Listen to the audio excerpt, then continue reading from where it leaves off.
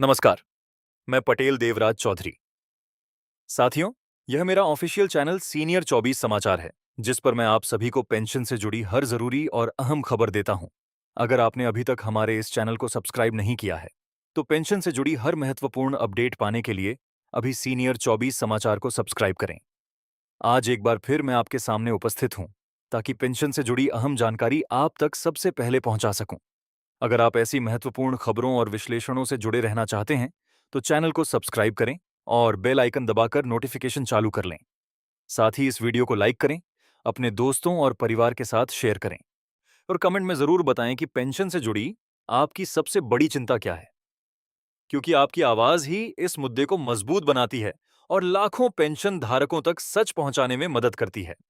तो बिना समय गंवाए आइए आज के इस खास विश्लेषणात्मक एपिसोड की शुरुआत करते हैं। 8वें वेतन आयोग को लेकर इस समय केंद्रीय कर्मचारियों और पेंशन धारकों के बीच सबसे बड़ा सवाल यही है कि आखिर वेतन, पेंशन और भत्तों में कितना बदलाव हो सकता है। यह बदलाव कब तक सामने आएगा और जनवरी 2026 से लागू होने की जो बात लगातार कही जा रही है, उसका वास्तविक मतलब क्या है? इस पूरे मुद्दे को समझने के लिए सबसे पहले यह साफ करना जरूरी है कि 8वें वेतन आयोग को लेकर सरकारी प्रक्रिया अब औपचारिक रूप से आगे बढ़ चुकी है। आयोग का गठन हो चुका है, उसका ढांचा तय है, सुझाव और ज्ञापन मंगाए जा रहे हैं और अब कर्मचारी पेंशनर व संघ और अन्य हितधारक अपनी बात दर्ज करा रहे हैं। यही वजह है कि यह विषय अब केवल चर्चा का हिस्सा नहीं, बल्कि एक सक्रिय नीति प्रक्रिया का हिस्सा बन चुका है। सबसे महत्वपूर्ण तथ्य यह है कि 8वें केंद्रीय वेतन आयोग के लिए सरकार ने औपचारिक ढांचा तय कर दिया था और उसे अपनी सिफारिशें देने के लिए 18 महीने का समय दिया गया है। इसका सीधा अर्थ यह है कि आयोग का काम केवल वेतन बढ़ाने का अनुमान लगाने तक सीमित नहीं है, बल्कि उसे वेतन संरचना, पेंशन, भत्तों, सेवा शर्तों और व्यापक आर्थिक परिस्थितियों को ध्यान में रखकर अपनी सिफारिशें देनी हैं। यही कारण है कि इस बार भी अंतिम फैसला केवल कर्मचारियों की अपेक्षाओं पर नहीं, बल्कि महंगाई, राजकोषीय स्थिति, सरकारी व्यय, राज्यों पर संभावित असर और समग्र वित्तीय संतुलन जैसे कारकों पर निर्भर करेगा। इसलिए जो लोग अभी से किसी एक तय प्रतिशत को अंतिम सच मान रहे हैं, उन्हें थोड़ा सावधान रहना चाहिए। फिर भी ये कहना गलत नहीं होगा कि पिछले वेतन आयोगों के अनुभव के आधार पर इस बार भी वेतन वृद्धि को लेकर उम्मीदें बहुत मजबूत हैं। छठे और 7वें वेतन आयोग के दौरान जो ढांचा बना, उससे यह समझ आता है कि सरकार आमतौर पर ऐसी व्यवस्था लागू करती है जिसमें मूल वेतन का पुनर्गठन, फिटमेंट फैक्टर के माध्यम से नई गणना और भत्तों की समीक्षा शामिल होती है। इसी वजह से इस बार 20% से 35% तक संभावित बढ़ोतरी की चर्चा हो रही है। लेकिन यहां यह समझना जरूरी है कि यह कोई आधिकारिक घोषित सीमा नहीं है, बल्कि विशेषज्ञों और बाजार विश्लेषकों के अनुमान हैं। अंतिम निर्णय केवल आयोग की सिफारिशों और सरकार की स्वीकृति के बाद ही स्पष्ट होगा। यही बात फिटमेंट फैक्टर पर भी लागू होती है। इस समय कई मंचों पर 2.4 से 3.0 तक के अलग-अलग अनुमान चल रहे हैं। कुछ लोग इससे भी ज्यादा की बात करते हैं। लेकिन अभी तक सरकार या आयोग की तरफ से कोई अंतिम संख्या सामने नहीं आई है। इसलिए फिटमेंट फैक्टर की चर्चा को फिलहाल संभावना के रूप में ही देखना चाहिए। इसका महत्व बहुत बड़ा है, क्योंकि यही वह आधार होता है जिससे पुरानी बेसिक पे को नए ढांचे में बदला जाता है। यदि यह फैक्टर अपेक्षाकृत ऊंचा रखा जाता है तो वेतन में स्पष्ट उछाल दिख सकता है। यदि यह सीमित रखा जाता है तो बढ़ोतरी भी सीमित रह सकती है। इसीलिए कर्मचारी वर्ग इस मुद्दे को सबसे ज्यादा गंभीरता से देख रहा है। अगर आप ऐसी हर जरूरी और भरोसेमंद जानकारी सबसे पहले पाना चाहते हैं, तो सब्सक्राइब करके जुड़े रहना बहुत जरूरी है, क्योंकि 8वें वेतन आयोग से जुड़ी हर छोटी हलचल सीधे वेतन, पेंशन और भविष्य की आर्थिक सुरक्षा पर असर डाल सकती है। अब सबसे जरूरी सवाल पर आते हैं, और वह है लागू होने की तारीख। बहुत से कर्मचारी और पेंशनर ये जानना चाहते हैं कि क्या वास्तव में 8वें वेतन आयोग का प्रभाव 1 जनवरी 2026 से माना जाएगा। उपलब्ध सरकारी संकेतों और पूर्व परंपरा के आधार पर यही समझ बनती है कि इसका प्रभाव सामान्य तौर पर 1 जनवरी 2026 से अपेक्षित है। लेकिन यहां एक बहुत जरूरी अंतर समझना होगा। प्रभावी तिथि और वास्तविक भुगतान की तिथि अलग अलग हो सकती हैं। यानी यह संभव है कि आयोग अपनी रिपोर्ट बाद में दे, सरकार उसे बाद में लागू करे, लेकिन भुगतान का प्रभाव 1 जनवरी 2026 से मानकर एरियर दिया जाए। यही वजह है कि एरियर की चर्चा भी साथ साथ चल रही है। इस एरियर की संभावना को समझने के लिए पिछले वेतन आयोगों का अनुभव उपयोगी है। आमतौर पर जब नई वेतन सिफारिशें देर से लागू होती हैं, लेकिन उनकी प्रभावी तिथि पहले की होती है, जो तो उस बीच की अवधि का अंतर कर्मचारियों को एरियर के रूप में दिया जाता है। इसलिए इस बार भी यही उम्मीद जताई जा रही है कि यदि आयोग की रिपोर्ट आने और लागू होने में समय लगता है, तो जनवरी 2026 से लागू माने जाने की स्थिति में एरियर का रास्ता खुल सकता है। हालांकि अभी यह एक संभावित प्रशासनिक परिणाम है, न कि घोषित वित्तीय आदेश। इसी वजह से कर्मचारी वर्ग इसे उम्मीद के रूप में देख रहा है, लेकिन अंतिम मानकर नहीं। अब एक और महत्वपूर्ण पक्ष समझना जरूरी है, और वह है पेंशन। 8वां, वेतन आयोग केवल सेवा में कार्यरत कर्मचारियों की सैलरी तक सीमित नहीं रहेगा। इससे पेंशनरों की पेंशन, परिवार पेंशन और संबंधित भत्तों पर भी असर पड़ेगा। जो लोग रिटायर हो चुके हैं, उनके पराराम हो चुके हैं, उनके लिए यह सवाल बहुत महत्वपूर्ण है कि क्या उन्हें भी वेतन संशोधन का लाभ मिलेगा। परंपरागत रूप से वेतन आयोगों का असर पेंशन पुनर्निर्धारण पर भी पड़ता है। इसलिए यह मानना उचित है कि जब भी नया ढांचा बनेगा, आय पेंशनर वर्ग को उससे बाहर नहीं रखा जाएगा। यही कारण है कि लगभग 69 लाख पेंशनभोगी भी इस पूरी प्रक्रिया पर उतनी ही नजर बनाए हुए हैं जितनी सेवा में कार्यरत कर्मचारी। अब बात उस प्रक्रिया की जो इस समय सबसे ज्यादा ध्यान देने योग्य है।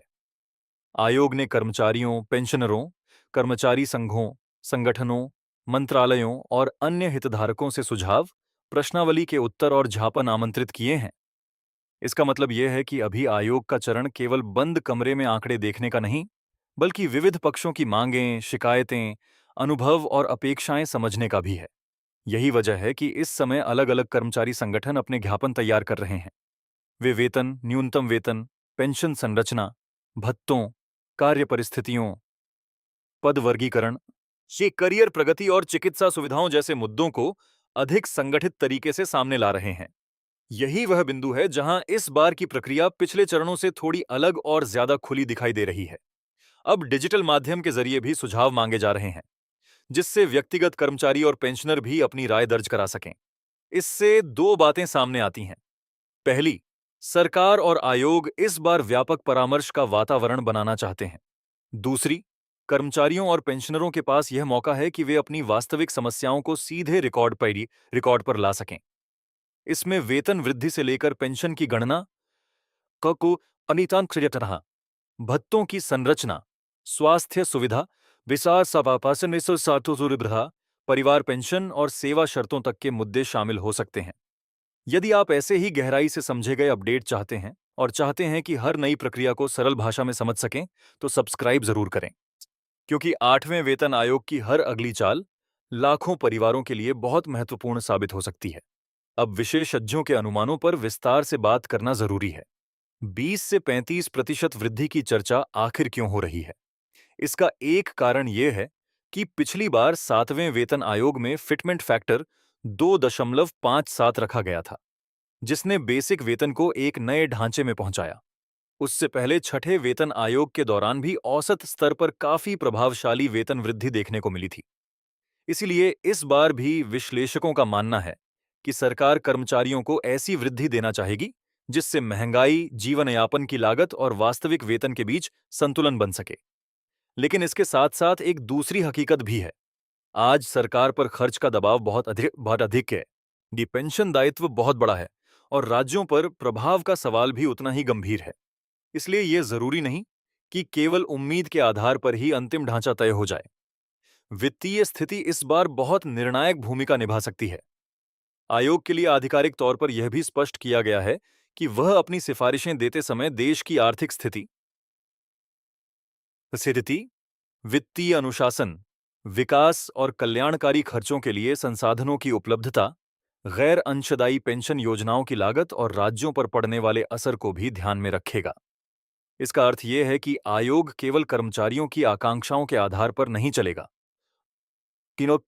चाहेगा, बल्कि राजकोषीय यथार्थ को भी सामने रखेगा। इसलिए जो लोग किसी बहुत बड़े वेतन विस्फोट की उम्मीद कर रहे हैं, उन्हें यह भी समझना चाहिए कि अंतिम सिफारिशें संतुलित हो सकती हैं। यहीं पर महंगाई का सवाल बहुत महत्वपूर्ण हो जाता है। पिछले कुछ वर्षों में जीवन यापन की लागत तेजी से बढ़ी है। शिक्षा, स्वास्थ्य, आवास, परिवहन, खाद्य पदार्थ और सामान्य घरेलू खर्च सभी महंगे हुए हैं। यही कारण है कि कर्मचारी संगठनों की मांग केवल नाम मात्र की वृद्धि की नहीं है, बल्कि वे वास्तविक क्रय शक्ति को सुरक्षित रखने वाली वृद्धि चाहते हैं। इसलिए 8वें वेतन आयोग के सामने यह सबसे बड़ी चुनौती होगी कि वह ऐसा ढांचा सुझाए जो कर्मचारियों को राहत भी दे और सरकार के लिए वहन करने योग्य भी हो। इसी संतुलन पर अंतिम वेतन बढ़ोतरी का आकार काफी हद तक निर्भर करेगा। भत्तों का मुद्दा भी उतना ही अहम है। अक्सर आम चर्चा केवल बेसिक वेतन तक सीमित रहती है, लेकिन वास्तव में कर्मचारियों की कुल आय में महंगाई भत्ता, मकान किराया भत्ता, परिवहन भत्ता और अन्य सुविधाओं की भूमिका भी बहुत बड़ी होती है।